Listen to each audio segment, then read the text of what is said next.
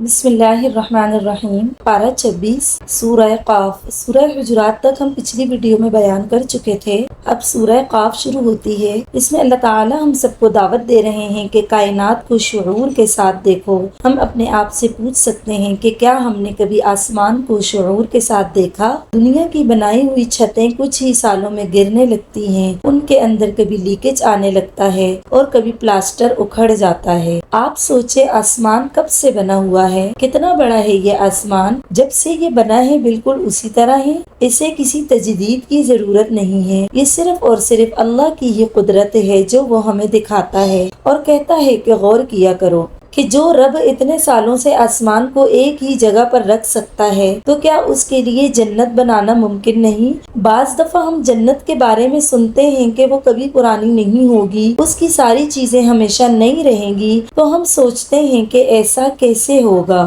اس کو دیکھنا ہے تو آسمانوں کو دیکھ لیں، خود ہی پتہ چل جائے گا۔ آیت نمبر 14 سے پتہ چلتا ہے کہ پچھلے زمانوں میں جتنے بھی ایسے گزرے جو بڑے بنتے تھے، جب انہوں نے اللہ کی بات کو نہ مانا تو اللہ تعالیٰ نے ان کے اوپر عذاب کی آندیاں چلائی اور کسی کو پانی میں ڈبو دیا اور کوئی بندہ پھر اس سے بچ نہ سکا۔ اس سے یہ پتہ چلتا ہے کہ جب اللہ تعالیٰ کی طرف سے کسی قوم کے اوپر نصیحت کا کوئی پیغام آتا ہے، نبی یا رسول آتا ہے اور لوگ اس کی بات نہ سنیں، خاموش کائنات سے سبق نہ سیکھیں، تو اس کے بعد پھر اللہ تعالیٰ عذابوں کی صورت میں قوموں کو سبق سکھاتا ہے۔ عذاب کوئی پہلی دھمکی نہیں ہوتی۔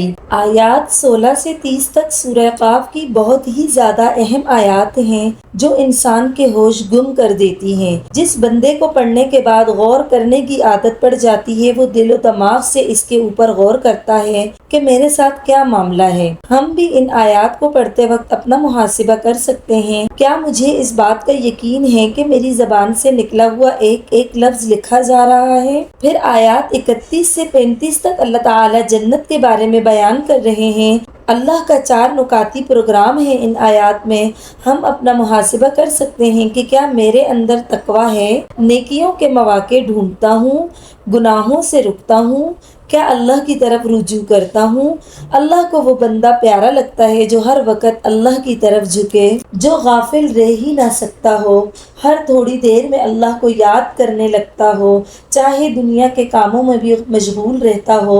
آیت 35 میں اللہ تعالیٰ فرما رہے ہیں کہ جنت میں جنتیوں کو وہ سب کچھ ملے گا جس کی وہ خواہش کریں گے۔ ایک اللہ کی چاہت ہوتی ہے، ایک ہماری چاہت ہوتی ہے۔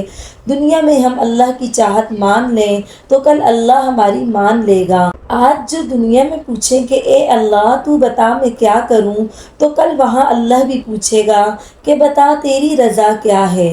4 دن کی چاہت مان لیں اور ہمیشہ کی خوشی مل جائے تو کتنے نفع کا سودا ہے۔ اللہ تعالیٰ فرما رہے ہیں کہ جو اپنے اعمال کے بدلے جنت پا لیں گے، ہم انہیں اپنا دیدار بھی کرائیں گے۔ آیت نمبر 39 اور 40 سے پتہ چلتا ہے کہ جب کبھی آپ کے دین کے لیے کوئی آپ کا مذاق اڑائے یا آپ کو دکھ دے تو اللہ کی تسبیح شروع کر دیں۔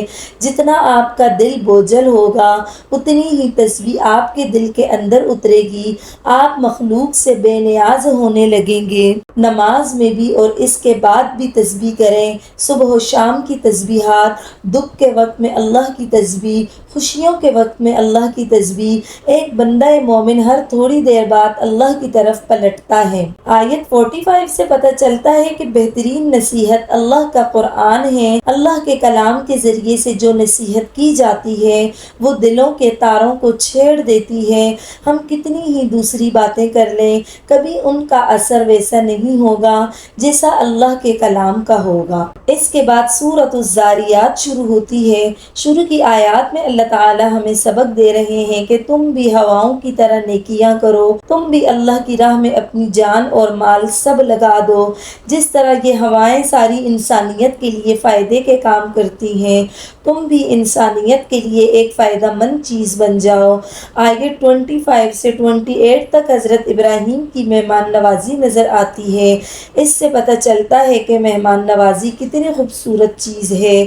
سب کو کھلائیں، جسے جانتے ہیں اسے بھی اور جسے نہیں جانتے اسے بھی۔ اللہ تعالیٰ سے دعا کرتے ہیں، اے اللہ اس پارے میں ہم نے جتنی باتیں سیکھی ہمیں اس پر عمل کرنے کی توفیق عطا فرما۔ آمین یا رب العالمین۔